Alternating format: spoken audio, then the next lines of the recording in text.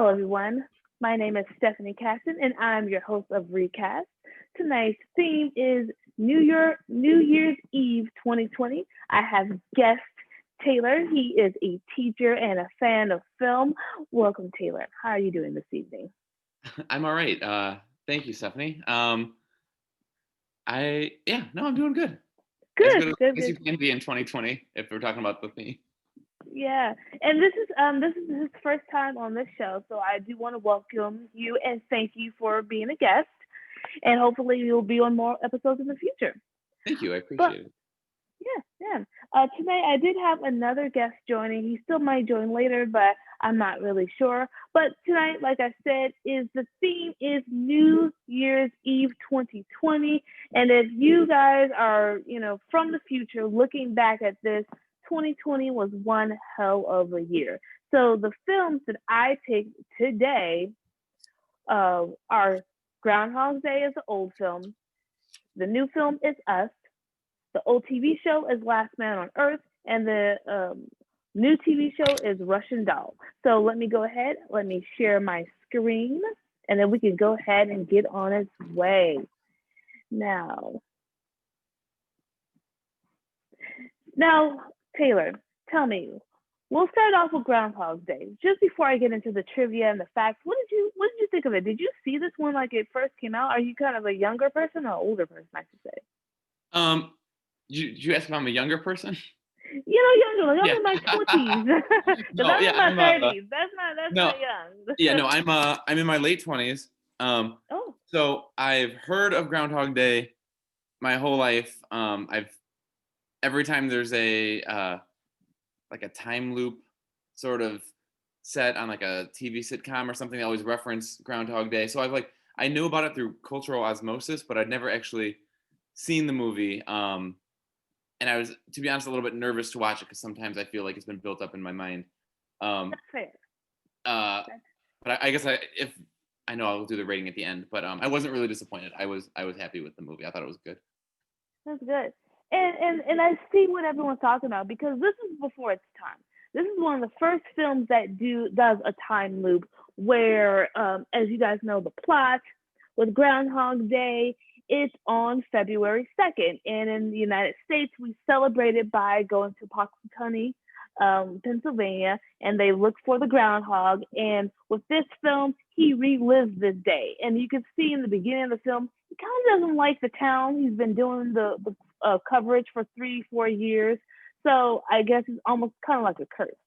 But going into the film, it was written by Danny Rubin and Harold Ramis. If you know him, he's from Ghostbusters. So this is a nice little reunion between the two. And here he plays the neurosurgeon in the film. So here's a little picture of him right here if you can see my screen. And it Mm-hmm. was directed by him as well. Came out in 1993. And if you guys are keeping track, I was 8 at the time this came out. I was one.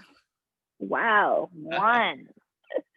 It stars Bill Murray, Amy McDowell, and Chris Elliott. For our newer generation, Chris Elliott, he is on Schitt's Creek, and so yeah, that's where you may know him from.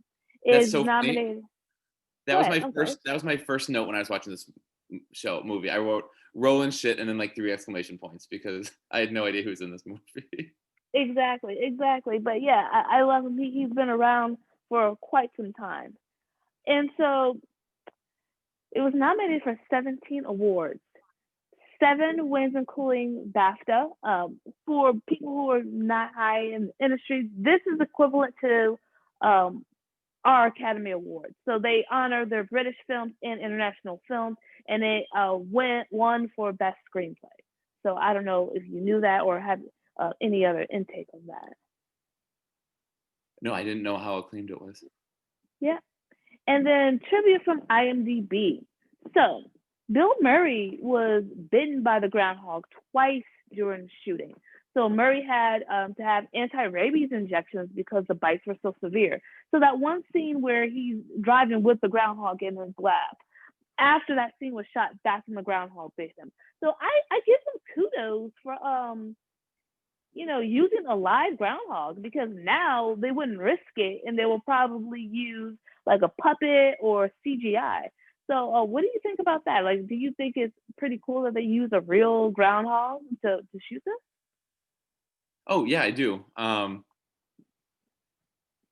think you're completely right. They would use a CGI groundhog today, or some sort of a little bit more trickery, I guess. They probably wouldn't put the actor so close to the groundhog today. Exactly, exactly. And then Harold originally wanted Tom Hanks for the lead role because it was between Tom Hanks, John Travolta, and one other actor. I forgot to write it down, but they decided against him because all of them were too nice. But I guess at this point with Bill Murray, he had already did Caddyshack, he already did a Ghostbusters, so he has this reputation of having being this nonchalant, not assholeish, but kind of assholeish. So Mhm. I see where he was going with this because that's the thing with the movie. Like this whole theme of the movie for me is character growth. Oh yeah, I So completely agree. yeah. And then on the DVD, Harold states that the original idea was for Phil to live February 2nd for about 10,000 years. Later, he says that Phil probably lived the same day for about 10 years. And the other people said that too, because to continue on, they say it's about 8 years that he's trapped in Groundhog Day. So that's why he was able to learn all these skill sets, Mhm. the piano player, the ice sculptor, etc. But to me, I didn't get that. When I watched the film, it just looked like it could have been like a month or two. They didn't. That's Mhm. one critique I would give of the film. They should have added a time stamp on it, like year 30 or whatever. What did you think? Did you get that sense that it went on for 8 years? I did have a feeling that it was not there for a very long time. Mm, And part of that is probably just through, again, osmosis. Like I think I've probably read articles online about the movie without actually seeing it. So I think I've seen this number before. So in my mind going into it, I knew he was going to be in this loop for a mm. long time. But also, he becomes in the movie an expert piano player. He knows the name and backstory of every single person in this town, um, and he practices um, like robbing the bank until he gets it perfectly. Like all those things would at least take months and months and months. So it would, in my mind, that would be longer than a month. I think I think 8 to 12 years makes sense. And what a nightmare, to And be honest. and that makes sense, because I didn't know that before going into this. So that now makes sense why he would know all that stuff. I just thought he was very smart, and then some Mhm. people just know that pattern, and you could pick up things quickly. But yeah, because he had also been there for 3 years prior to that. But Yeah. yeah, and then after the release of the film, a lot of writers emerged saying that idea was stolen from them. And then throughout the trivia on IMDb, because all this was from IMDb, they're Mhm. basically saying that there's different inspirations for the film, and whether it's The Strange Life of Ivan Oskin, and but with that film, with that novel, uh, Asokin, I'm probably saying that wrong. Apologize if I am. He must learn to sacrifice in order to escape this curse in order to find salvation. But I don't get that theme when watching this film. I don't think Bill Murray sacrifices anything. And then I'll get into more later. But do you think he sacrifices anything in this Yeah, film? I kind of disagree a little bit. I think he does Hmm. sacrifice. Um, I agree with you when you said it's all about character growth, because he does grow tremendously. You've already sworn on this episode, and I've heard some of your other ones, and so I can swear a little bit, right? I can. Yeah, go ahead. Okay, Yeah. yeah. So, like, I think my third note I wrote was Phil's a dick, and he is, um, Absolutely. and his final day when right before he wakes up is his most truly selfless day of that time. I think, and so maybe it's not sacrificing like like a biblical sense, but I think it is sacrificing his own like pride. Maybe like he's like he finally stops living for himself and starts living for others in like the true sense of the word, and that's how he got out of it. So I do think there is a little bit of sacrifice there. Hmm. The reason why I disagree because okay, I'll go into it now. I would say that although this movie's about character growth, there was no character growth because honestly, he did all this just to impress Annie McDowell because he fell in love with her, and everything that he grew is from what she said she wanted in a man. Mm-hmm. So it's not like he did it and then eventually she said, these are the characteristics that I wanted. It just all, he's been doing it for so long and he manipulated his way into so Mm-hmm. long that at the final scene, all these townspeople are coming up to them saying how much they love him. But in her, which is why it's manipulation, because in her mind, they've only been there for one day. He's been there for 3 years and the townspeople love him. How Mm-hmm. wonderful that everything that I love in a man, you happen to have, and you've done all of these things. So that's why I disagree with the sacrifice. He did all the stuff to be manipulative. That's all I'm I gonna think he say. did at the beginning, but I think on that final day, I might have to revisit the scene because you said you grew up with this movie. I've only seen it the one time. That's fair. But And forgive me, guys, my puppy's yelling in the background. But go ahead. I'm sorry. Yeah. no, yeah. But I feel like on that last day when he like runs and he saves those old people with the car and it's his old hat and he goes and helps that man. And then I think he donates some money and then he goes and plays the piano. He's not playing the piano for her. He's not trying to impress her. He's just trying to be a good person, and live his That's life. one of the things And he that's wanted. That's I one of know, the characters. yeah, because he did it originally to manipulate her, but by year 12, I think he was just he was just trying to make people happy. I think that became his purpose once that man died in the hospital. Mm. And the only reason why, one last thing of why I'll disagree is because it takes so many years to get it perfect. Because remember, he's able, since he knows he's going, because he goes through the 5 stages of grief of dying. So he knows how the reactions are going to be. So Mm-hmm. if he knows how the reactions are going to be, he can manipulate it into his favor. Mm-hmm. So if I know that if I save this man's life, that he's going to come and thank me. But if I do all of this perfectly in sequential order, then she's eventually going to see this. And that's all I'm going to say. That's why I think it's manipulation. But we can No, agree to disagree. I completely agree with you that it is manipulative, and I do think that's the initial viewpoint. I think there's a little bit more growth after that. I think Okay. that's where we differ. Okay. Now, here are some of the screenshots I've noticed. I didn't have many. One, I found out that this was filmed in Illinois. This looks very Illinois-ish. Like the architecture and then Yeah. like the skies and the trees, very Illinois. And so this is filmed in Woodstock, Illinois. This is the Pennsylvania Hotel and his bed and breakfast. I like the production design of that. And then I love the editing. For the production stunt, this is when the car falls over to the cliff. For me, I'm thinking this had a big budget because in order to film something like that, you have to do it multiple times, and to get that shot correctly. So I think that they had a decent budget with that. And then I like the editing because right after the scene, there's the clock, kind of like this hellish. Once again, it's 6 a.m. and we're about to start over again. So, did you happen to notice as far as the town and any production design? Did you happen to notice that? Is that any of your notes? No, I didn't really have too much on production design. I did write that the movie was dark AF. Really? I think it was when he was killing himself 10 different ways. That's fair. But when one thing I just thought of as you were saying that, they did have to film every scene almost 3 or 4, 5 different times, 4 or 5 different ways to show that he was reliving that scene. So that alone would necessitate a large amount of filming. When I was in 8th grade, a scene from a movie was shot at my parents' house. And it was just a kid riding a bike throwing a newspaper onto my parents' lawn. And that it took 5 From while seconds. you were sleeping? What was that? Was it from the film while you were sleeping? No, it's Flags of Our Fathers. Okay. Clint Eastwood was there on my parents' lawn. He was filming the scene. It was just a little boy riding a bike, throwing it onto the lawn.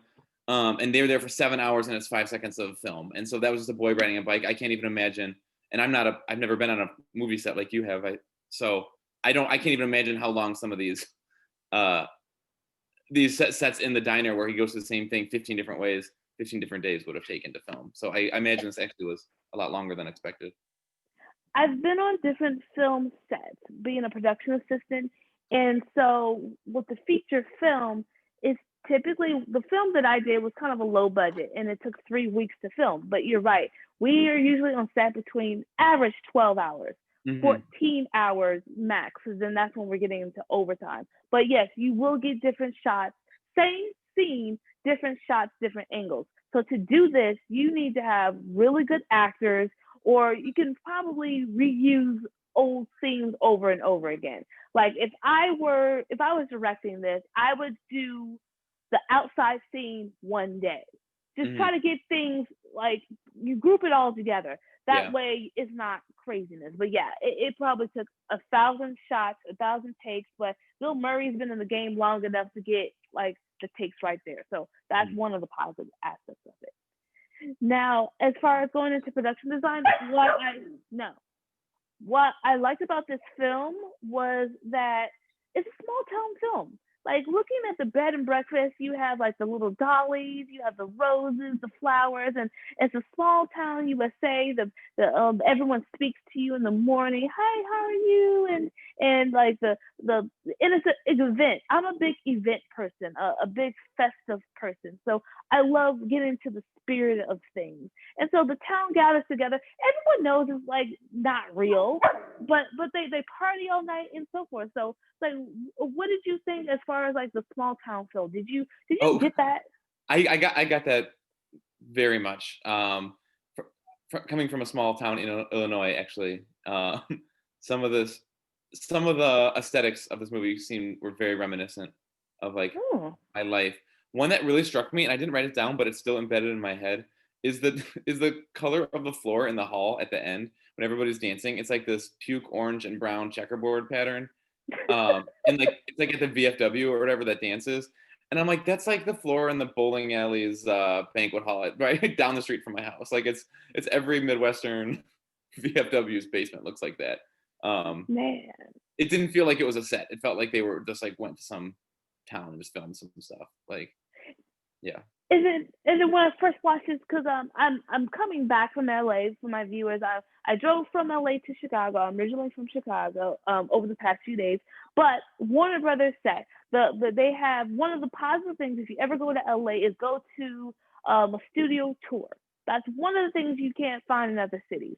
But Warner Brothers is my favorite. Been there 5 times within 3 years. But they have. I'm saying that to say they have. You can replicate a small town on the studio set. They'll have, and I should have put that. I should have put that in the slide. But you can recreate this whole thing. And I thought when I first saw this, you can recreate this because they do that in TV shows.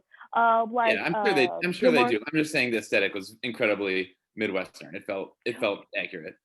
Yeah, yeah. And they call it Midtown USA. That's the code name for it. Like Gilmore Girls, they'll use the same, gazebo and everything. So yeah, it felt to me, it felt like a real town. But I'm saying that you can recreate that. So Mhm. that's one of the positive things. Now with the story, here are some things I noticed about the story. One of the things is that there's only a few black people in the story. And so I understand it's Pennsylvania, but filmed in Illinois, but he has no lines. He has, no growth. He's just there. So it's like, okay, that's very interesting. I know he checks all the boxes. If I was reliving the same thing over and again, who would I speak to? I would speak to a neurologist. I would speak to a therapist.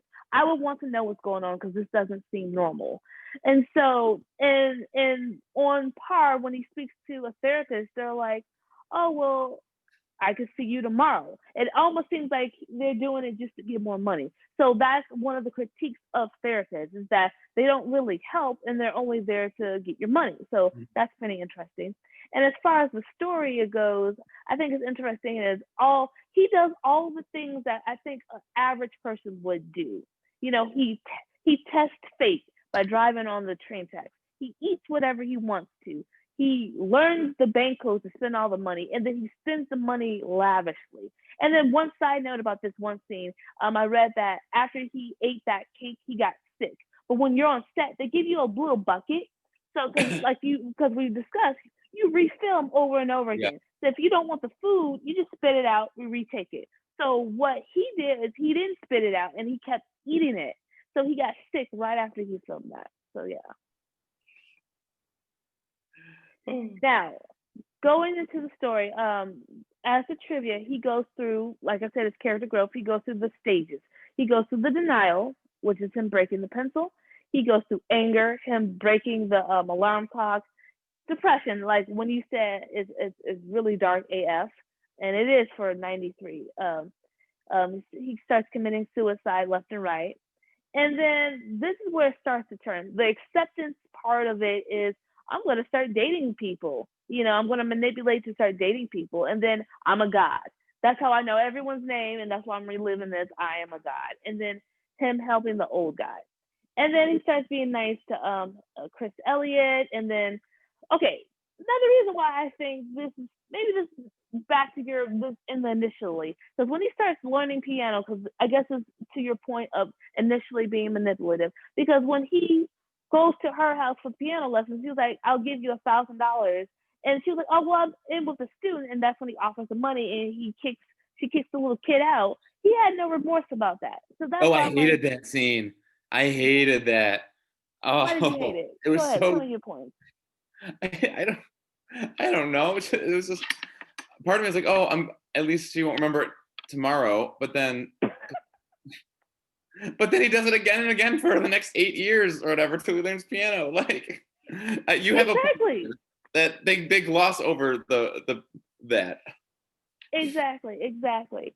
And so, and then he took the credit. They call him Doctor Phil because he saves the mayor's life from eating that steak, and he's like, "Oh, it's an honorary title."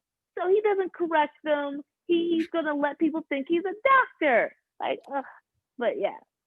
Um, so for me, things that I liked and things that I did like. I stated before, I liked the small town feel. It wasn't too repetitive, even though you're repeating the same thing over and again. They did not hit it over the head too much.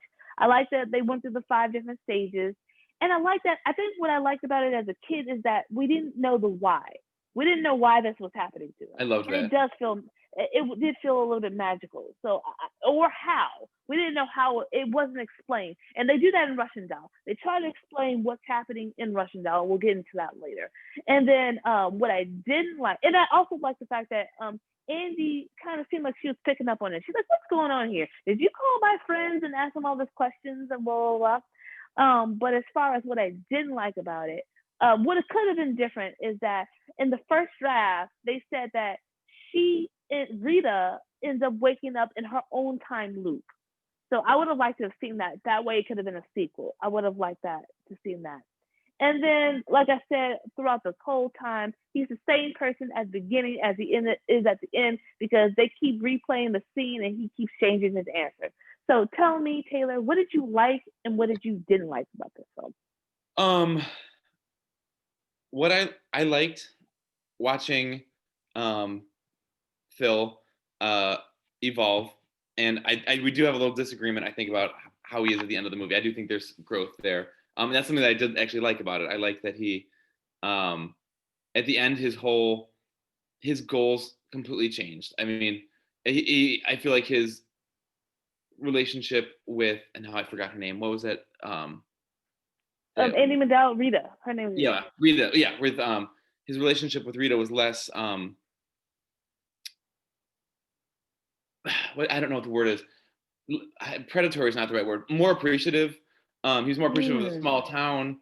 Whereas when they first arrived there, he calls himself the talent. He makes them carry the bags for him. He is like monstrous to the people that work with him. And she's shown as like this kind of quirky, kind of fun, kind of dorky lady. And obviously she didn't really grow because she only experienced one day, but I think he evolved into his priorities evolved more than anything. I think he's maybe less lecherous and maybe more accepting and more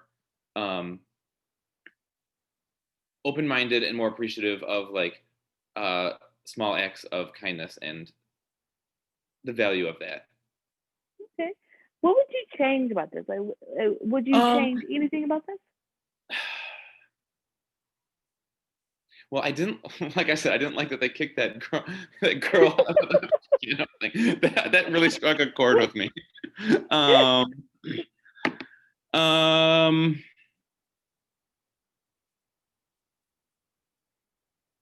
this is 1993, you said? 93.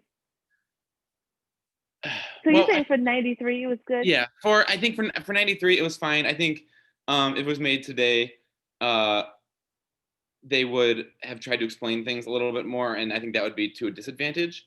I also Mm. think the town um, and the people he worked with would have been more diverse, and I think that would have been an advantage. Ooh. Yeah, so I think I love that. I think I read somewhere that they had an explanation for it, but they scrapped it. I love that sort of like you let the viewer fill the blanks in. Um, but what you noticed about like the one black character who didn't even have a speaking line, I noticed that as well.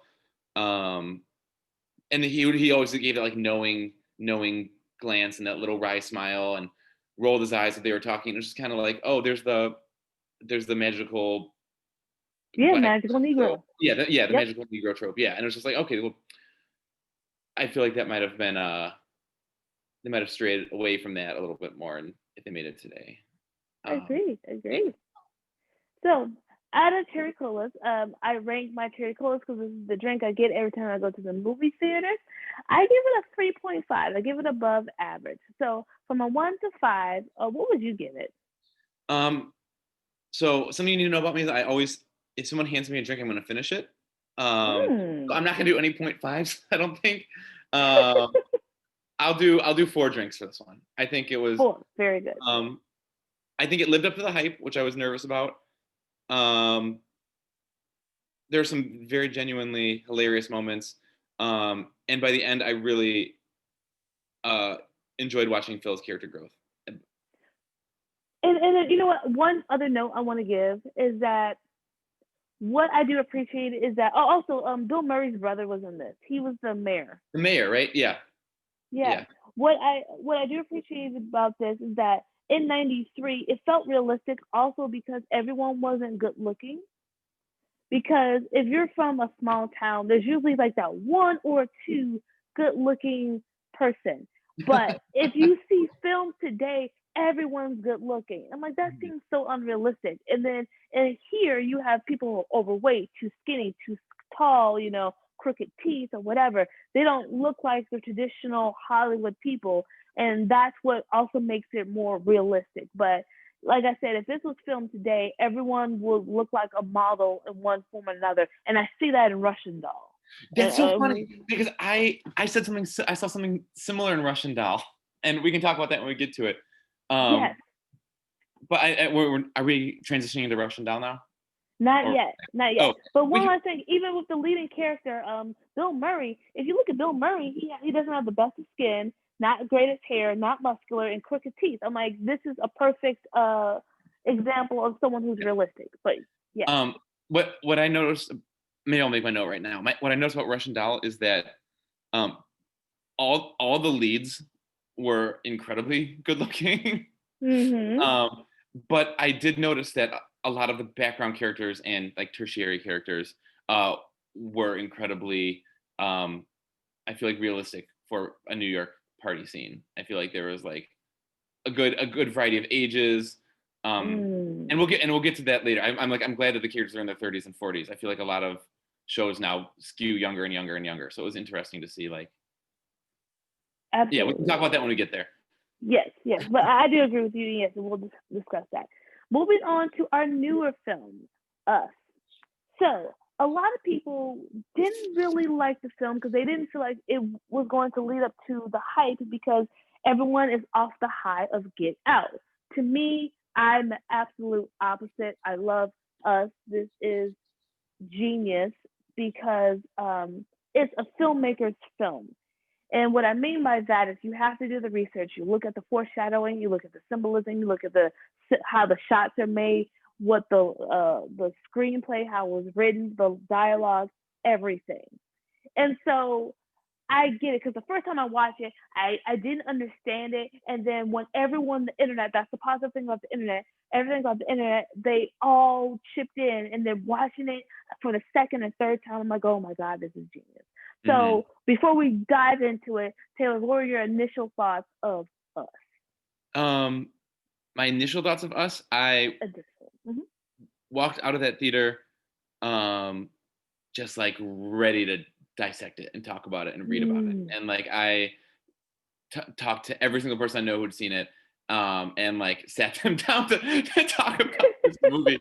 I texted my ex-girlfriend actually and said, I need to talk about Us. And then I put parentheses 2019 because I didn't want her to think I was like trying to bring something up like that.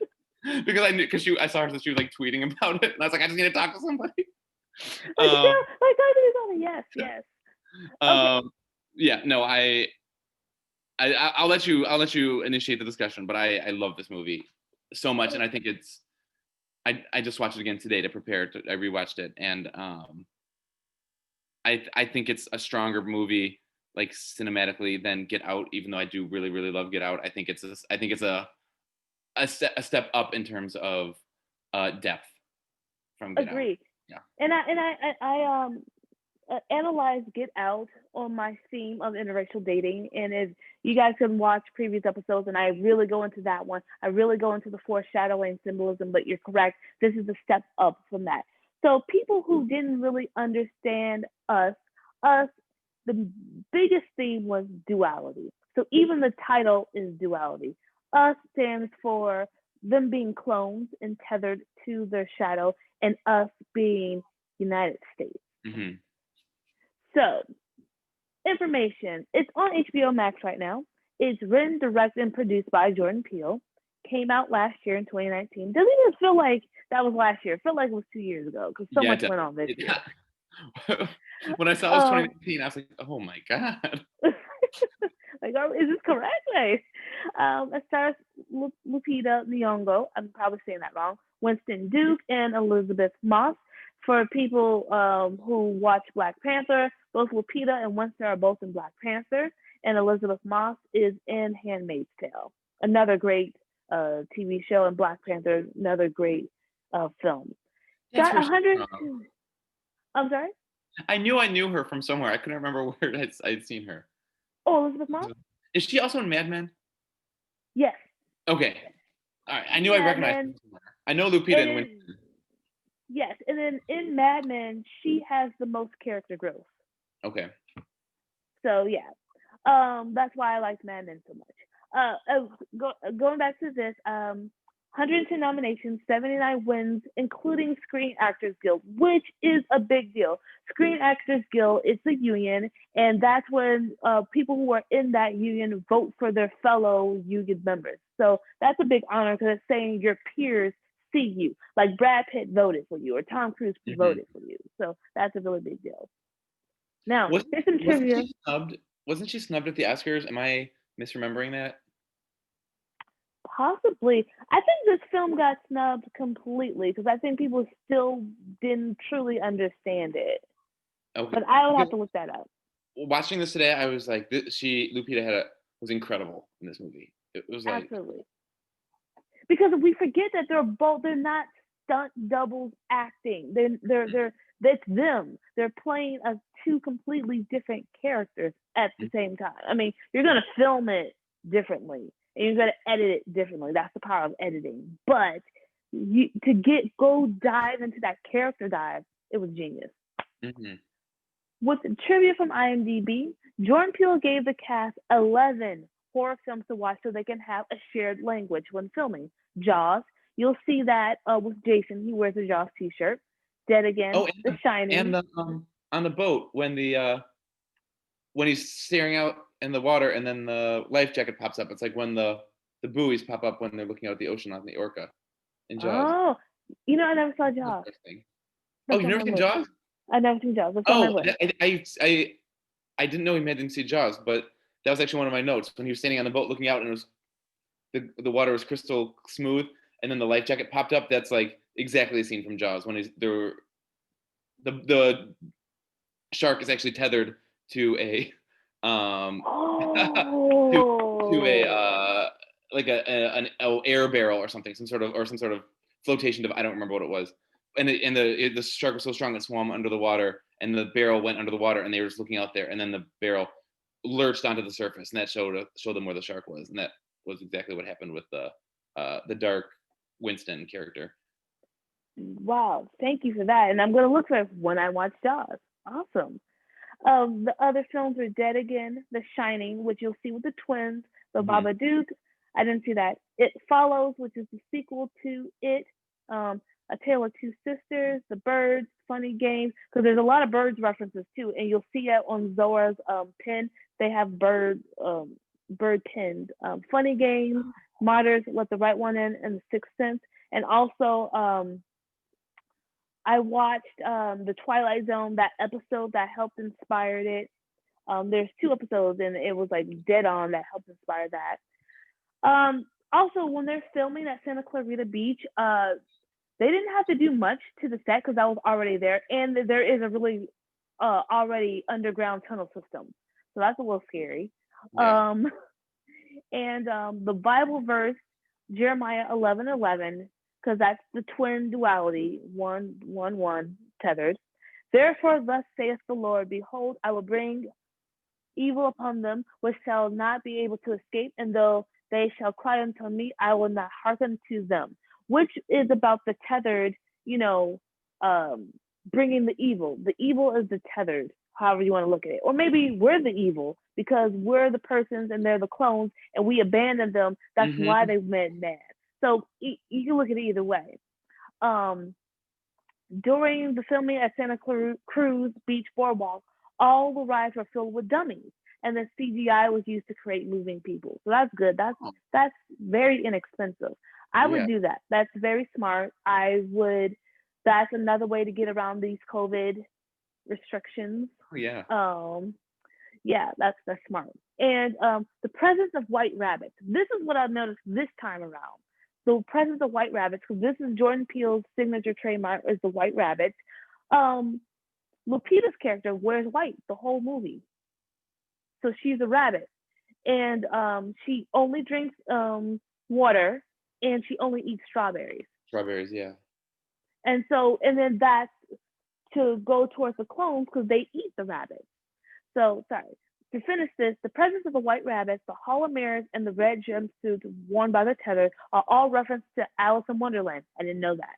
And the Hall of Mirrors represents through the looking glass, while the red suits represents the Red Queen, the villain of the story. Now, here are some references to Get. Oh, I thought I had more. No, here are some references to Get Out. The Hall of Mirrors. In the Hall of Mirrors, it has words that say "Get Out." Oh, I was like, what does that have to do with Get Out? Yeah. Okay, that makes sense. So I would have to look at that again. So I guess that's a double entendre. That's telling you to get out, and then that's a reference to the film. So I like that. I have to look for that again. Jason eating these Fruit Loops. That is a reference to in the end where the main character, she's on her bed researching the NCAA players eating her milk separately from her Fruit Loops. So that's an homage to that. And then Josh antler tattoos. If you remember in the film, Daniel's character, the way he escapes is he used the antlers to kill the father. So, did you notice any? Notice any references to Get Out? If I missed any, did you notice any of them? Visual references? No. I mean, there's the thematic similarities that I'm sure we'll talk about in a future slide. But no, I didn't notice any of the things you just mentioned in the movie.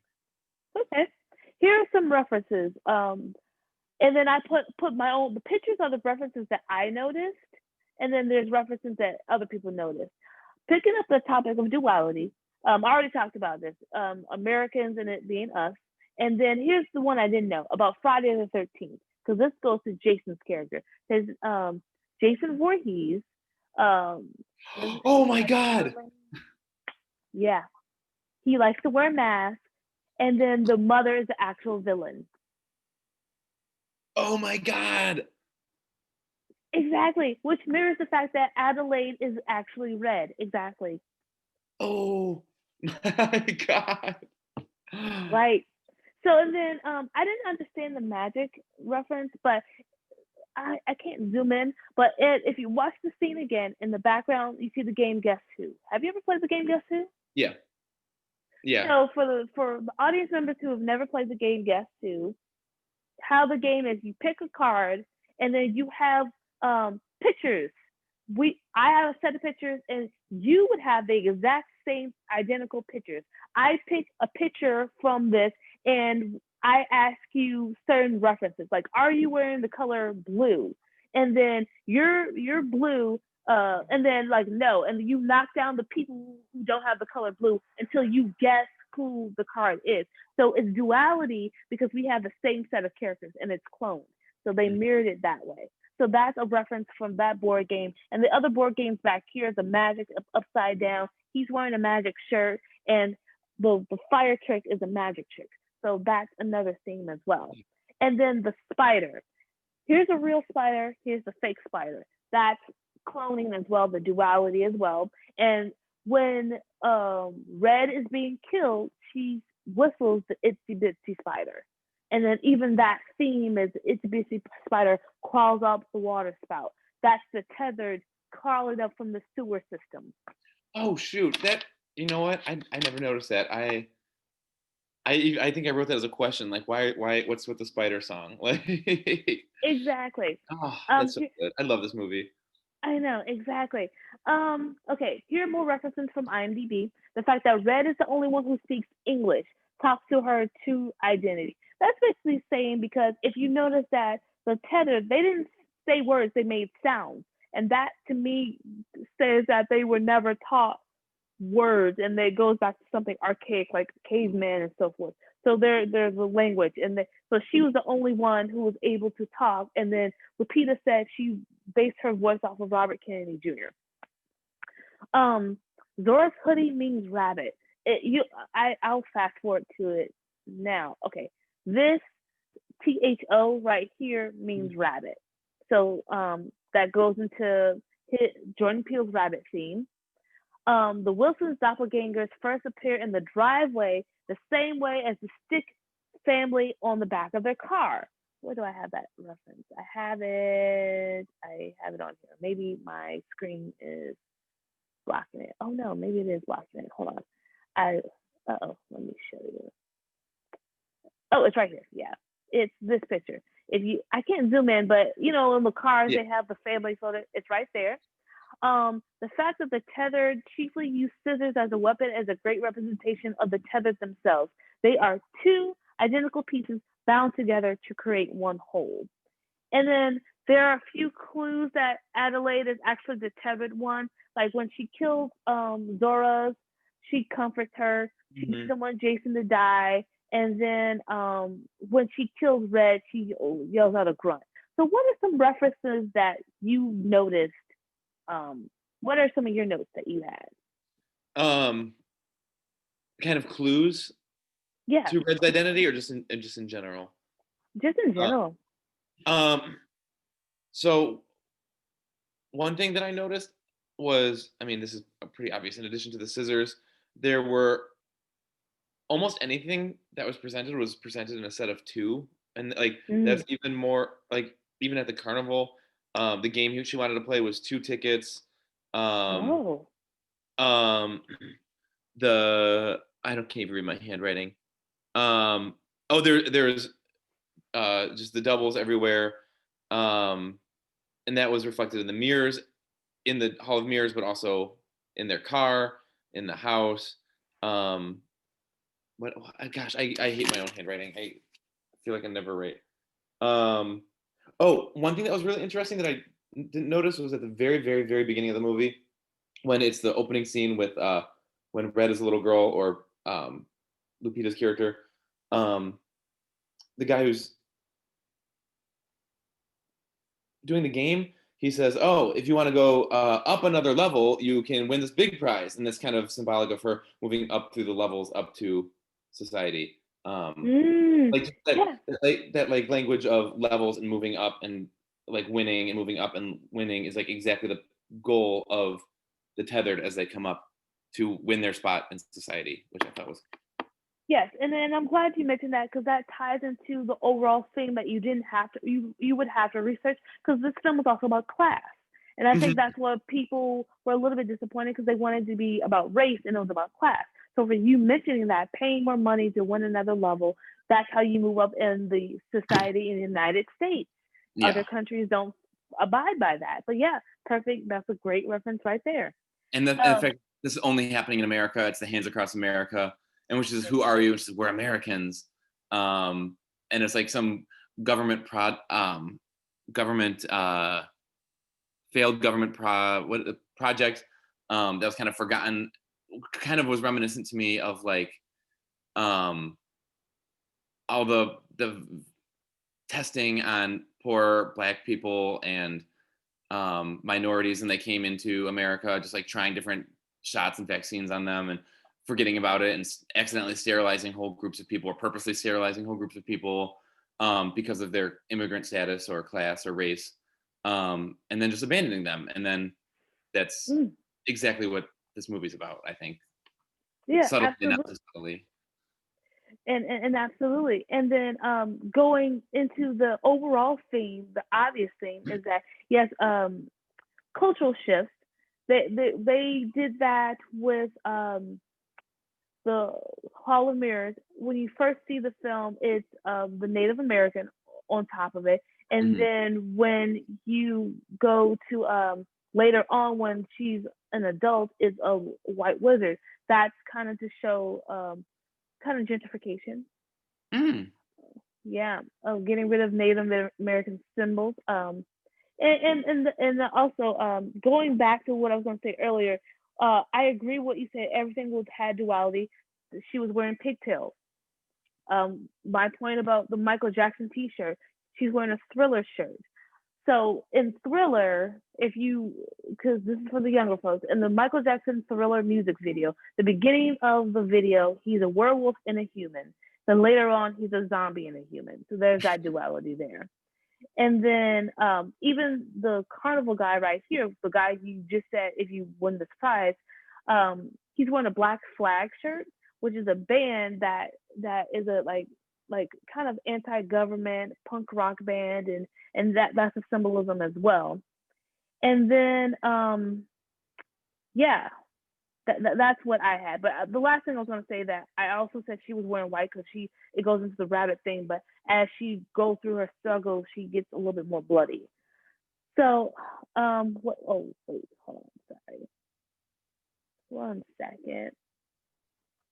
Now cinematography. This is the visual aspect of it. There's the white rabbit she has in her hand, the Thriller shirt, the Hands Across America. So tidbit about Hands Across America, because to go back to your point, this is before our time. So this was in 1986, and apparently this was because, like you said, it was a big failed experiment. But with this was supposed to have been a really big deal. And apparently, when it happened, it was like nothing happened because this was supposed to combat homelessness, which is probably why they used the homeless guy for the Jeremiah 11:11.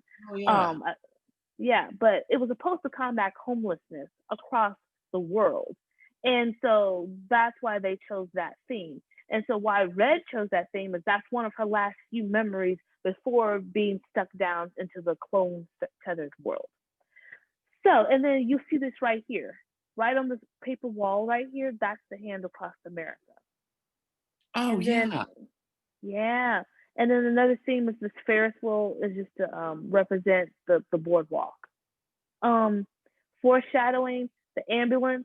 That's the ambulance that they leave at the end of the film. They ride off in the ambulance, and even on the top of the ambulance it says 11:11. Um, I and it said and it was ambulance number 2 on the door. Another 2. inter- I noticed that as well. Interesting. Mhm. And then on the sportcasters they said 11:11, and then the Minnesota Twins with the Yeah. duality, and then the clock that says 11:11, and then there's the homeless guy right there. Um, Now, oh, I forgot to edit this out. I didn't get a chance to edit this out, but I already talked about what I liked about it. The clothing of it. Dora, she wears the clothing to represent rabbits. Mhm. So the rabbit shirt right here, she has a bird from the film The Birds, and then THO means rabbit in Vietnamese. So I really appreciate that. I like the foreshadowing. I like the symbolism. I like even here the overhead shot is the shadows Yeah, I that love that scene. represent exactly. And then American flag, red, white, and blue with the star on it. Yeah, and it was interesting how it landed right on the dot. I don't know if that was intentional. Like it was just like by lifting it up, there's another thing right underneath it. If that was like a, it I probably think it wasn't was intentional. the It was way intentional because that's what she was trying to say. yeah, That was one of the coincidences, letting her know that something was going to happen. yeah. Um, Um, go one ahead. oh go ahead. Oh, go ahead. Um, Going off the classism thing, and I don't remember if I read this online or if I had one of my friends brought me to this idea, but looking at the tethered as like an undercast or like lower class people trying to assert their position in society, it's very interesting to note what they are killed with. Mm, Um, they're killed with like symbols of like white middle class life. So one guy's killed with the boat propeller, the other guy's killed with a putter. Um, what else did I write? What else were they killed with? The I have a uh a jade. Like, can you think of anything more like upper middle class than someone with like a freaking like a gemstone on a pedestal in their house? right. Like, who has Like that? Like, that oh, is and a then decoration. Yeah, exactly. and so like a boat, a jade, a golf club, and then kind of even like magic, which is kind of like a white people thing. I think sometimes like is like how they trick that one boy into dying. So like it's very Yeah, interesting um how they end up winning their spot is by like using these middle class tools to like that's a very. I didn't even notice that because you're right. It wasn't a gun. no, there's not a It gun in the wasn't movie at all, is there? Like, is right. there? No, It's like I don't think scissors, it was. knife, golf clubs. Exactly. That's very interesting because you would think that shit goes haywire, you would have a gun. And that's America's choice. America's choice is like the NRA, like we have to. That's our Second Amendment right. So it's surprising that that wasn't used. Oh, I can't with you. Now, what were some things that you would change about this? I would say with me, I would like to have it been more about race and a little bit more obvious. I like that I got to research this because I loved Mhm. researching this, but I think it would have been a little bit more obvious because now I feel like I have to oversell the film to people who didn't get it the first time. So then I have to tell them all these things just for them to watch it, for them to love it. But Yeah. yeah. Well, you're probably right for it to be more appealing um to like movie goers. I personally love like stuff like this, like digging deep and talking about movies. Like that's like my Mine hobby. too. So I kind of like that. Oh, like they left some things a little vague, and it kind of felt like the capital L literature that I would like teach in English class, like where it's like, oh, let's dissect the Mm, scene, kids. Like I feel like the movie demands to be talked about, which I think is part of the purpose. Um, and I do kind of agree with you. I think it maybe could have been a little bit more ostensibly about race, but I feel like in America, race and class is so linked.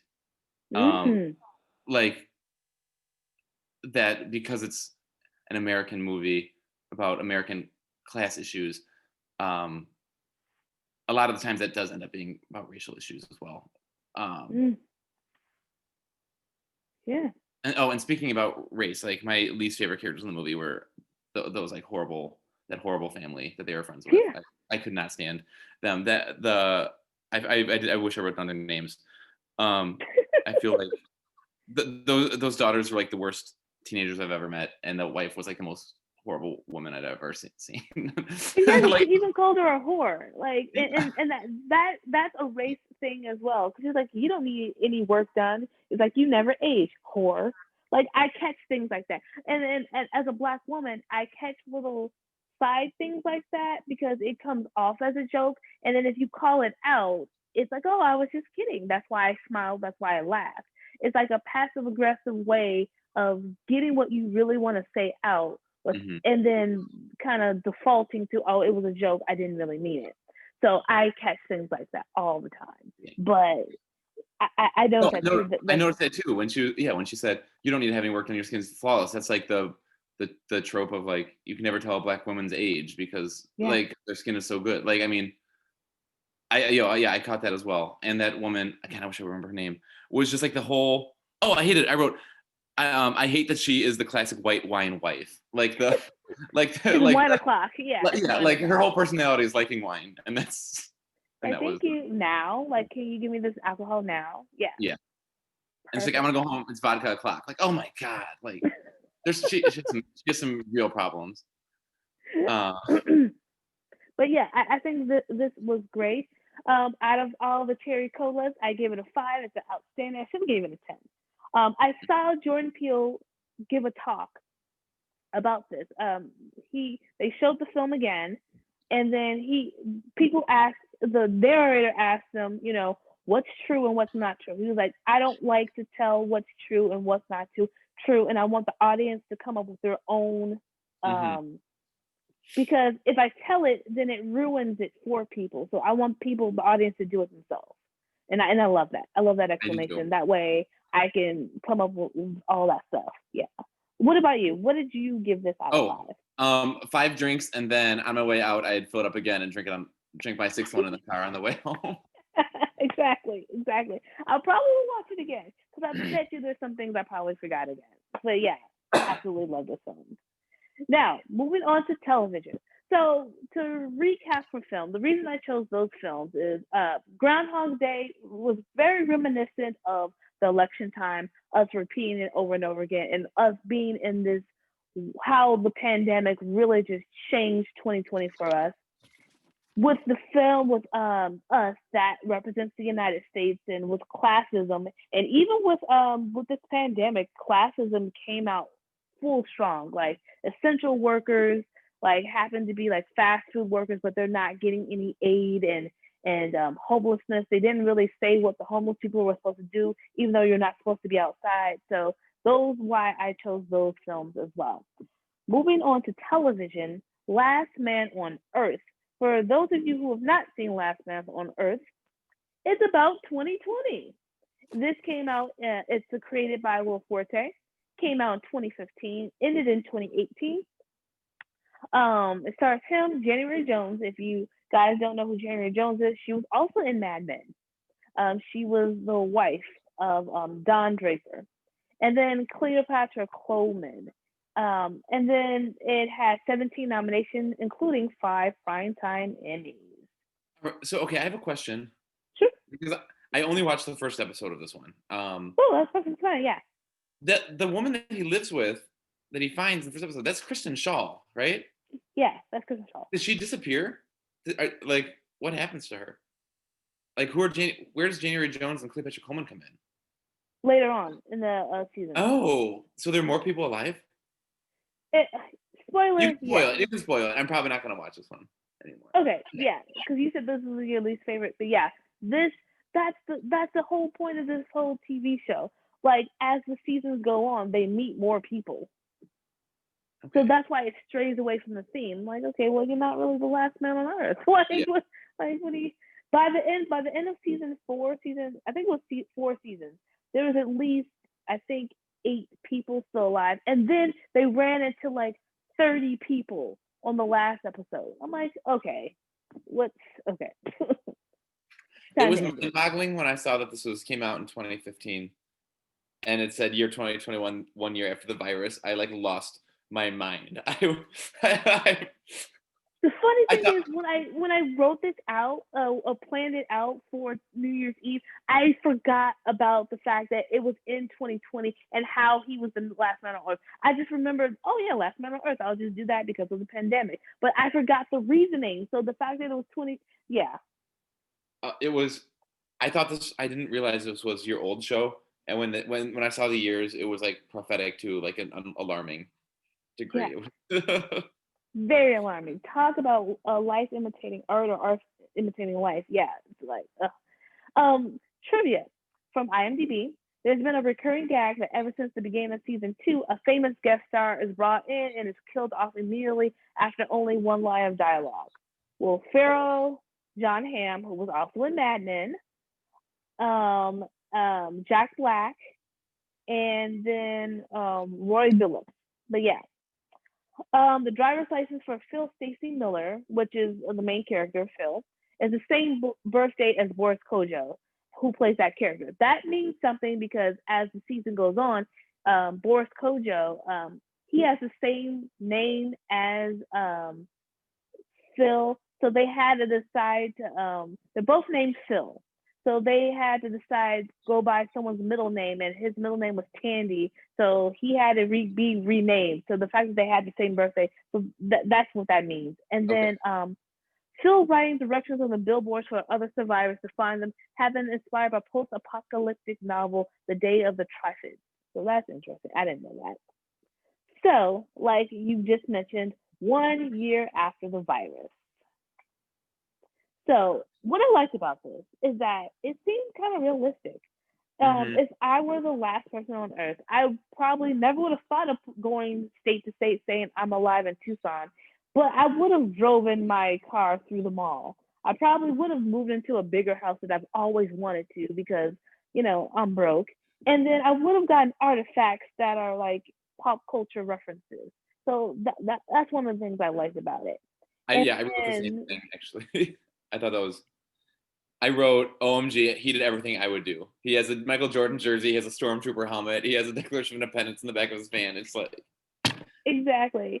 And then I like that it was realistic. I like the fact that he's walking around in his underwear, he hasn't shaven, and he has water gallons to use the toilet. He opens the door with a gun instead of trying to struggle with it.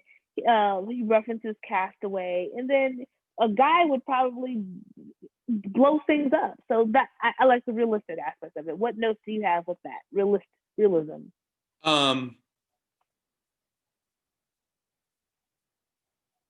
Yeah, no, I mean, I feel like I took some extra notes on everything we watched in relation to the quarantine. I said, he is like my week 7 of quarantine. He's like my, my early May. Like, I don't want to move from this apartment. I'm turning into a trash man. Exactly. Version of myself. And then I feel like Christian Shaw's character, I think I might have watched the second episode, was like my first month of quarantine, where I'm like, I'm gonna better myself. I'm gonna do push-ups every day. I'm gonna cook. Like, this is our opportunity. This is my time to reboot, restart. Yeah. But perfect. That's a perfect analysis. And yeah, 5 months later, because what they did is the pilot, they had 2 episodes in one. Mm-hmm. So episode quote unquote 1 is just him adjusting to being the last man on Earth, and then at the end of the episode, he's ready to die. So he goes through his 5 realms of grief. He's happy, he's sad, he's acceptance.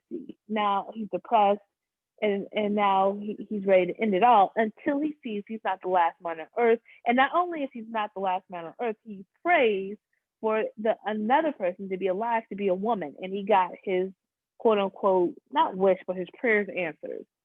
So, and look at this, November-ish 2021. I love that. Oh my gosh. But yeah. But those are my notes. Even him wetting his pants, that's so realistic. That's one of the notes I had. That's what I liked about it. And then I would explain, as the seasons go on, they stray away from the scene, and then they don't really explore a new way of like government or how to run things. So for you, what did you like and what didn't you like?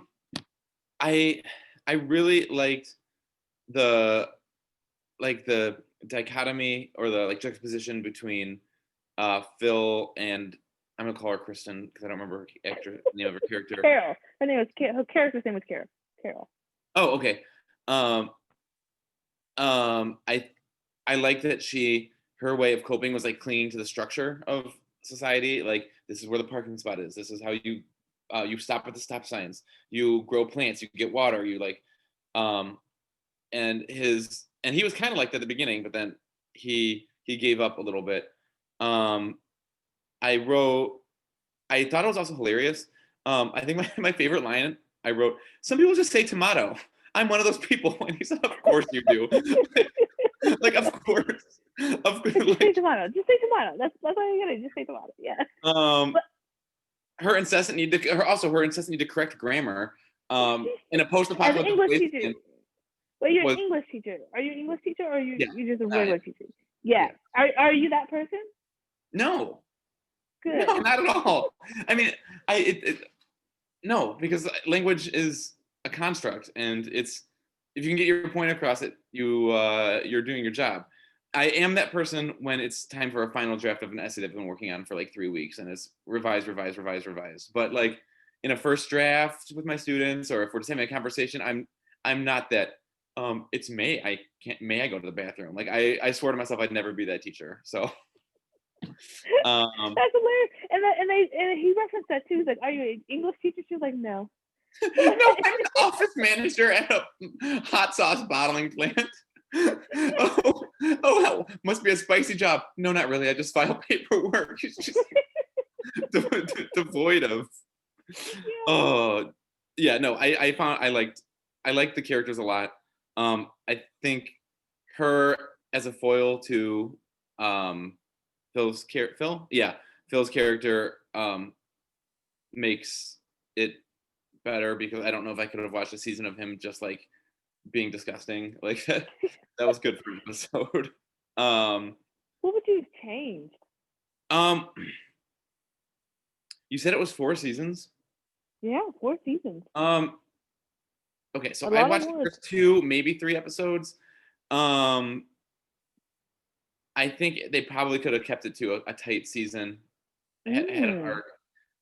Because I feel like what you said, I mean, I haven't gone beyond. I might watch a couple more episodes. I thought it was good. I feel like it might take the Gilligan's Island route, where like they just keep inventing ways, like more and more absurd situations. Do you want to know, or do you want to watch? No, you can. I mean, you can tell you. Don't spoil too much of Russian. You can. Whatever. We're on a podcast. You've seen it. Yeah, you can tell me. I mean. Okay, so with Last Man on Earth, eventually I forgot why they had to leave, but it doesn't have the Gilligan's Island vibe where they're just stuck and they can't figure out where to go. It's not one scene. They move across the U.S. because the lives get threatened, and then some of them still get sick, so they realize that the virus still continues, and then it becomes realistic. So how they keep it going is like, okay, well, someone gets pregnant, but none of us are medical doctors. So how do we, help people? How do we do this? How do we do that? So I do like that aspect of it. So it's not Gilligan's Island where they're creating phones out of coconuts, but they do figure out a new way to survive and how to run things and who's in charge and so forth. So I'll give them that aspect. Okay, that's good to know. And there's a little bit of morality as well too, because as you notice in this pilot, Carol and Phil, she won't have sex with them because she thinks they have to repopulate the earth. She won't have sex with them until they get married. They get married, and that's when January Jones's character comes in. Oh, that's interesting. And so he's probably conflicted. Yes, because he's married. Conflicted. Yeah. Yeah, exactly. I want to sleep with you, but I can't because you're married. Oh, that's a good conflict, I think, for a show like this. I wrote Kohlberg stages of development in my notes, which I don't know when last time you've taken like a psychology class is. I had to Google what it was, but I remember that there was a stage of moral development. I couldn't remember what it was. I had to look it up. But I feel like Phil and Kristen Shaw's characters are both at different levels of morality. Where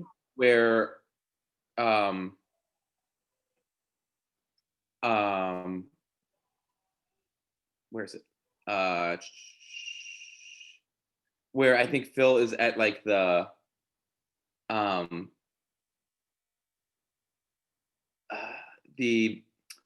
post-conventional. I'm looking at the little pyramid right here. I don't know if you can see. Where he's a little bit more like based on his personal ethics, where he's like, well, the whole world's a parking lot now. You can do what you want. And she's a little bit stuck at the conventional stage where like, no, the law says I have to do this. So she's like stuck at like I need to follow the rules. And he's like, well, there are no rules, so I'm gonna do my own whatever I want. my own thing. I don't know. I guess I think the show is ripe for discussions, and I probably will keep watching it.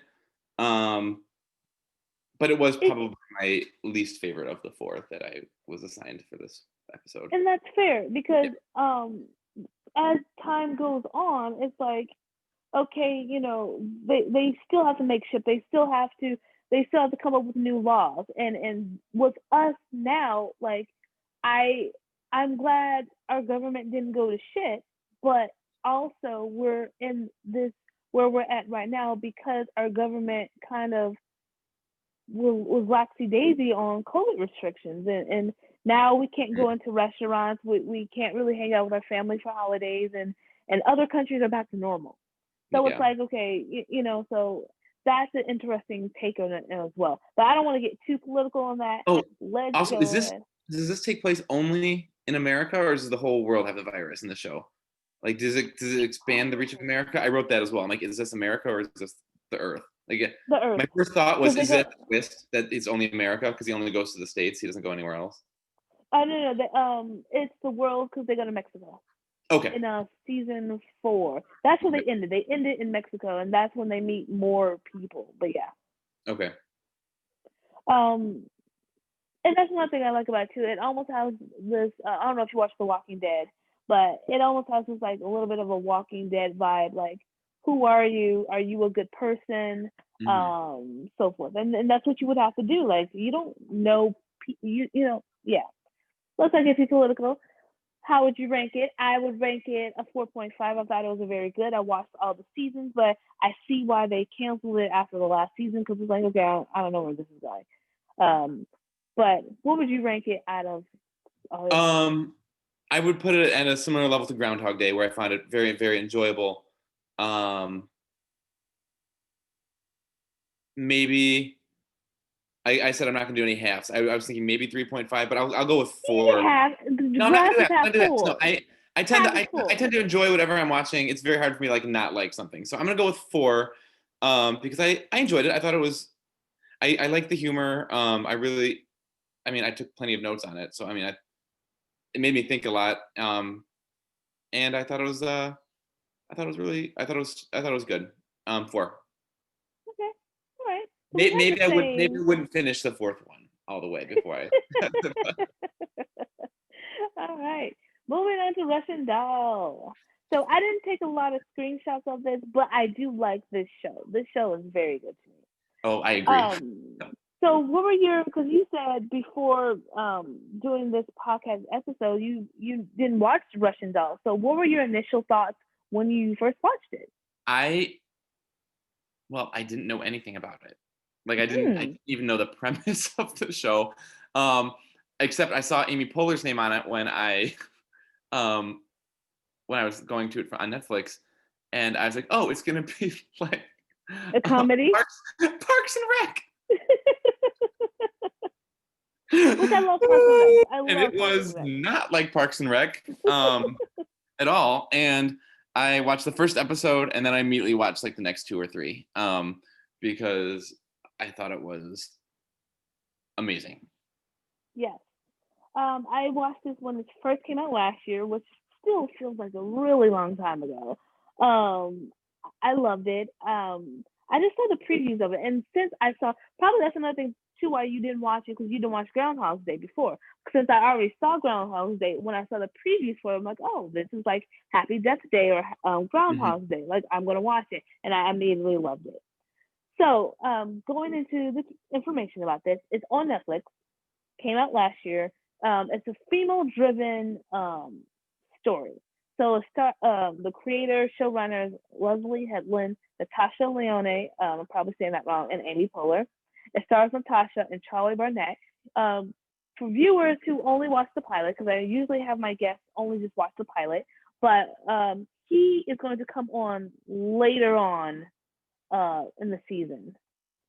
So he ties into the story throughout the season. It's only one season so far. It has 1 Golden Globe nomination, 38 nominations, and 5 wins.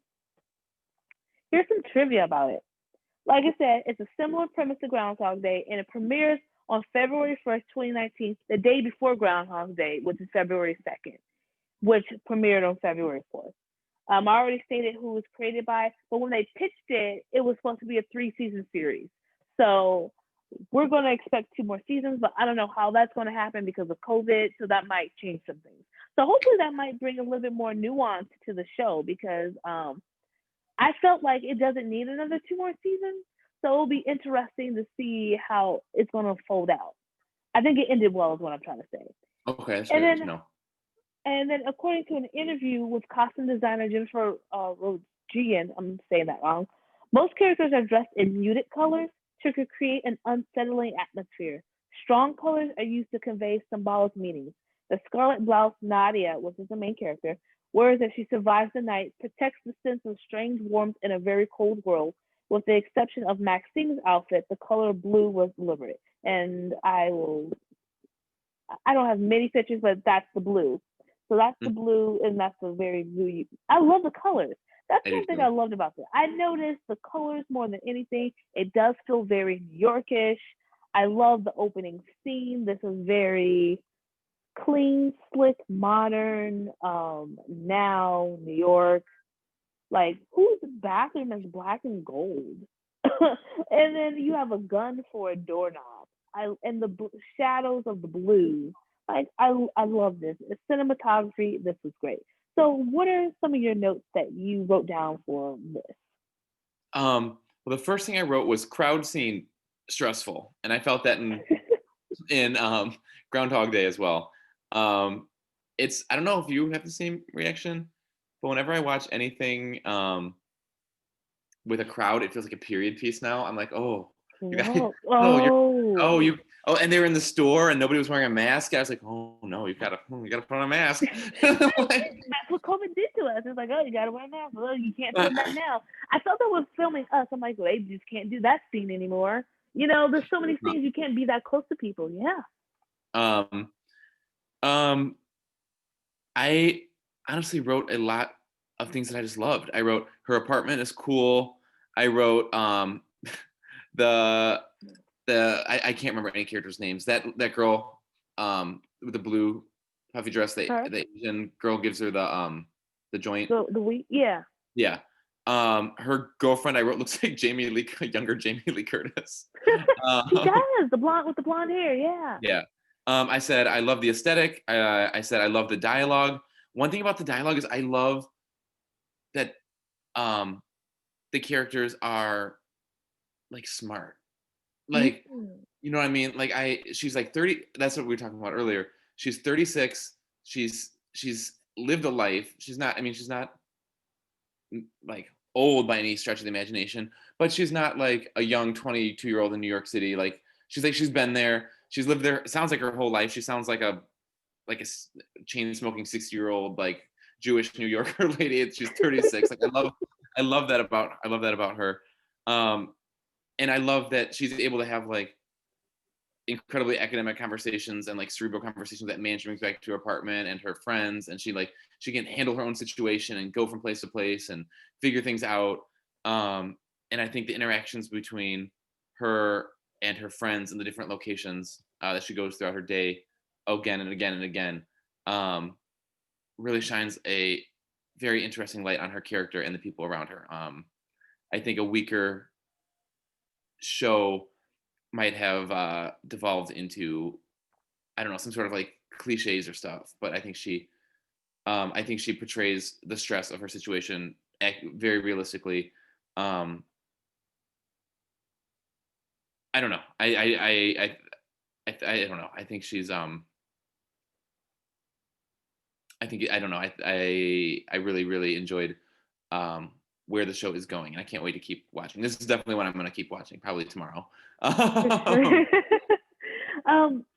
have the same sentiments. I love a good smart show. Because with a smart show, I will binge watch that, and it keeps me, because I like to see people that are smarter than me. So and I'm able to research it. I'm able to understand it, and you can take me to that level. Like with this show, she says, "I think I'm reliving this," and she can say it without people not looking at her weird. Like I. I love that vibe. I love the Mhm. dialogue. I love the New Yorkness. I love all of it. I can't Oh, wait for a season. Oh, go ahead. go ahead. Go ahead. Finish what you're saying. I'll Uh, wait. um, spoiler. Go for it. Um, they're going to try to explain why she is going over and over again. They're not only going to relive it. It's going to be a step further than Groundhog's Day. It's not so much about character redemption. It's not going to be so much that. Well, it is because she's going to be like, well, but she's going to do more research on it. Hmm. Because with Groundhog Day, he kind of stopped at the research. He just kind of gave up and just became quote unquote a better person. Me and you disagree on that. Yeah. But with her, she's gonna talk to the therapist. She's gonna find out the weed. What's in the weed? Like Hmm. what's with this building? Because she references the Jewish school and Hmm. so forth. Like so, everything means something, and she's gonna research that every episode. And so when she survives, she goes into a different path. Like she learns from her mistakes and goes through a different path. But eventually, at the end of the season, they're going to explain some type of. They're going to explain it more. So Okay. yeah, I'll tell you where I left off. I got to the part where she's on the elevator and it starts crashing and everyone's hiding and there's the one man standing there and he goes, "It's okay, I die all the time." And yes, then that's Charlie Burnett. that's where I left off. Okay, that's Charlie Burnett. That's who I said at the beginning of the show. He's the other co-star. So from here on out, he's going to be the co-star, and he's going to be in every episode with her. Okay. So you're going to That see makes sense. that. And Um, but I don't know if I like that. That's the only thing. okay. I get why he's there, but it's like it's two completely different storylines, and they're trying to merge it, and I don't think that I like that. But I guess it's her redemption, but it's so contrasting that it does link. I remember how it links, but I think it's so contrasting that I feel a little bit disconnected with that. And Mhm. then when the season ends, I see how they could just end it right there. You'll see later. Okay. Um, one thing else I wanted to note is that I really, they might stray from this as the show goes on. I'm not sure. I like that they are not like demonizing um like the party scene or like drug use. Whereas I feel like Mm. it would be very easy to have all these people at her apartment be like I don't know what they'd say in the 50s, like wastoids or just like coke heads or whatever. But they're real people. Yes, they do drugs, but yes, they can also talk about philosophy, and yes, they can also design this kitchen, and yes, they can also be a kick-ass video game designer, which she is. And she comes in and does her job and fixes it in 5 seconds and walks out. Like she's good at her job and she knows what she's doing, and she also does coke on the weekends. Like it's like she It's realistic, and yeah, that's like a yeah. 20 version of what realistic is, and I like that aspect as well. It's like, okay, well this is weed wrapped in cocaine. That's not something you would normally hear at a party or whatnot, but we're adults enough to say, I want it, I don't want it, what's in it. Like, okay, it's like I do, and even her friend, I think Maxine, she's like, this is a safe space. So it's Yeah. like, and then her friend who's a lesbian is like, okay, well, I'm, fucking a 26-year-old. Like they're very blunt about it. They're very realistic about it. Like, Mhm. and then even I the love that. guy she sleep with, yeah, even the guy she sleep with, it's clear it's a one night stand and it's not going any further. But we're adults. We can fucking get over it. Yeah, he goes, "I want you to sit on my face." She goes, "Oh, I would, but I just called you an Uber. You can go now." Yes, Like, I just called you Uber. That's so 2020. I love it. yeah. Oh, I'm sorry. Um, and my prediction, and you can confirm or deny or whatever, is the line she keeps saying is, um, um, it can't, it cannot be me. So ipso facto, it must be this, and it's a new this every time. So, I think it's gonna be her. Like, it's like you can't keep blaming other people for your problems. Like, I think that's gonna be like maybe the moral, but I'm not sure. Yes, which is where the second character comes in it and he doesn't come in it. So I think I got a little lost in the details because they go into her past because eventually she's gonna say maybe it has to be me. So they're gonna go into her mother. So everything they say in the pilot, they're going to flesh out throughout the whole season. They're gonna talk about her mother. They're gonna talk about that therapist, older lady, her friends, the cocaine, all that stuff. They're gonna flesh that all out to try to figure out what the hell is going on. So, because it's her 36th birthday. So that's why it's a big deal. And it's his birthday as well. Spoiler, it's his birthday as well. So the fact that they keep dying on their birthday kind of means something, and they'll explain it more. Oh, is it also his 36th birthday? I think it's there. I don't remember if he's 36, but for sure it's his birthday. Okay. And 36 is such a good age for this. Yeah, I'm 36. I feel like, oh, makes sense. And not makes sense for you, but I feel like that's a good age. I'm not there yet. I think it'd be really on the nose if it was 33, because then it'd be like a Jesus thing. But but which 36, ties to the Jewish thing too. Yeah, but yeah. Yeah. Like I think 36 is like you're after 35. You're definitely now you're like mid 30s. It's like you're not in your 20s anymore. You're not in your 40s anymore. It's kind of like a liminal age. That's like I don't know. I think it's fitting for the reliving, trying to go back to your past. It's kind of like the prime time for that. And she says it in the pilot. She was like, "Is it possible to have a mid-30s crisis?" Mm-hmm. And I'm not saying I'm having that, but I see what she says by that. So it's on point for me, especially during COVID, because with COVID and being 36 in COVID, it's like now I'm able to reevaluate everything that I thought. Like, and it COVID has a positive aspect of it, and that's it. And Russian Doll helps with that as well. It's like just to realize, like, okay, am I where I want to be in my life or not? And who are my friends? Who can I trust? Where's the safe space? And do I want to get married? Should I have kids by now? Not having your mother around, all this stuff. I love it. So that tangent aside, Russian Doll is really good. I really love it. I love. Here's what I would have changed. Okay, the guy that you met in episode 2 or 3, I wish he would have been more prominent in the pilot episode because they kind of just threw him in there, and so it kind of takes the show in a different direction that I'm not too fond of. Okay. I wish so. That's one of my faux pas. But I do love how she notices the changes.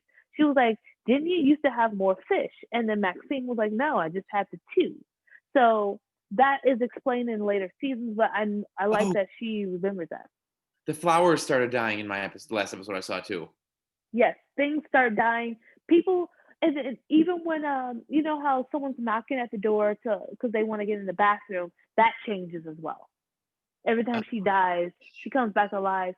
That changes. There's going to be less people or different people, and things change. And what's interesting is that's what's different from that in Groundhog Day. Because then when Groundhog Day, everything's the same, only Phil changes. But in Russian Doll, she remembers everything. Everything changes, but they don't know that everything changes because to them everything's the same, but only she notices the changes. And that is even apparent, I think, in the first episode when she's looking at the fish tank and the guy is saying something else. Like even from the first, second time she meets him, he's like spouting off some different quote, and I was like, "That's interesting. How did something happen?" That's like I thought it might have been like a butterfly effect thing, like, but okay. I'm very excited to keep going. Yes, keep going, and then you'll see the different changes, the different stuff, and then and so forth. It's all intentional, I should say. Now, out of, I guess I should have ranked this a 5, but I guess I ranked it a 4 because I know what happens next. But the pilot should be a 5. The season, I think it would be a 4 because of episodes 3 and on. But what do you rank it? I give it a 5 from what I've seen so far. Yeah, our mutual friend who's been on other episodes, did she say her first name on the podcast? I know you asked me, but Okay. Yeah, she's done at I least 2 episodes. okay. I texted Nakia. I was like, I love Russian Doll.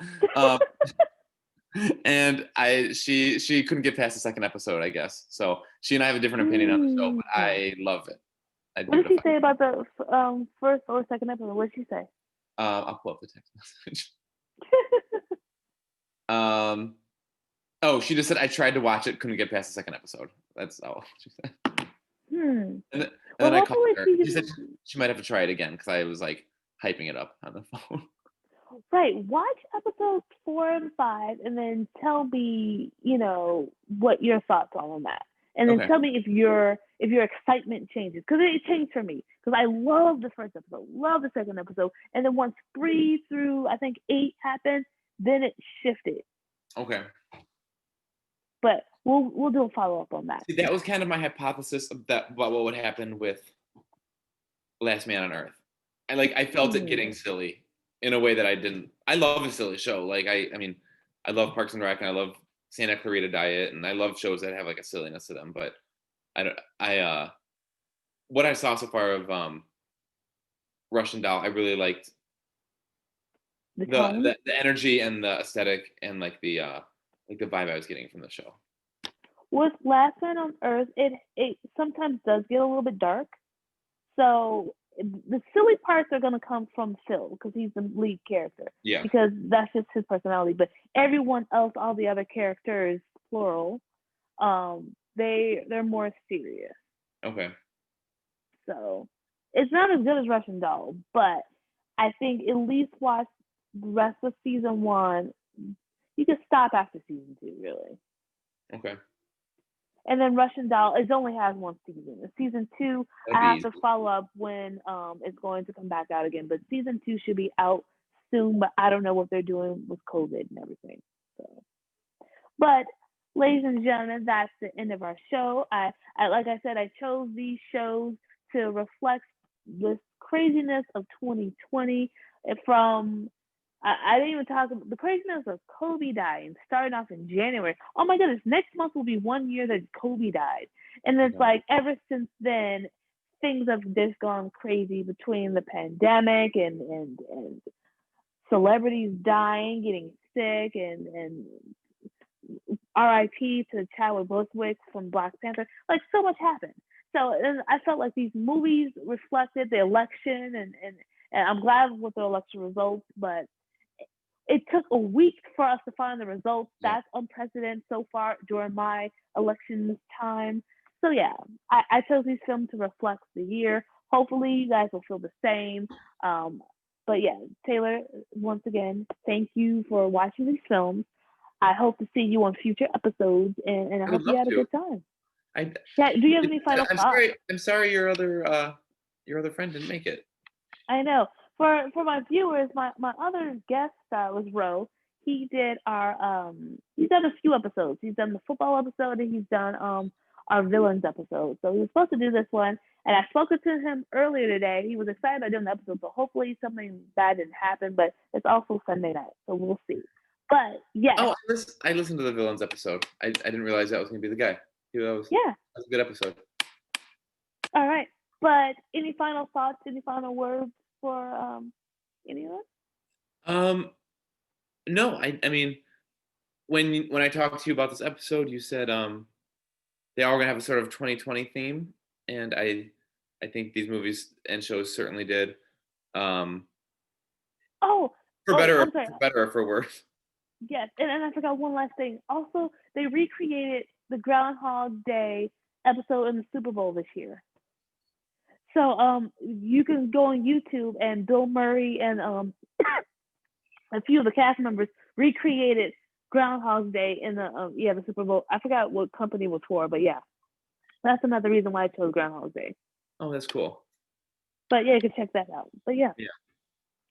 But yeah, and everyone have a good evening. Have a safe New Year, and this will be premiering in January because I premiere 3 episodes a month, and this one will just happen to follow the New Year. Hopefully, you guys have a great New Year's, and hopefully see you in 2021. Have a good evening. Thank you, Stephanie. Thank you. Let me stop recording.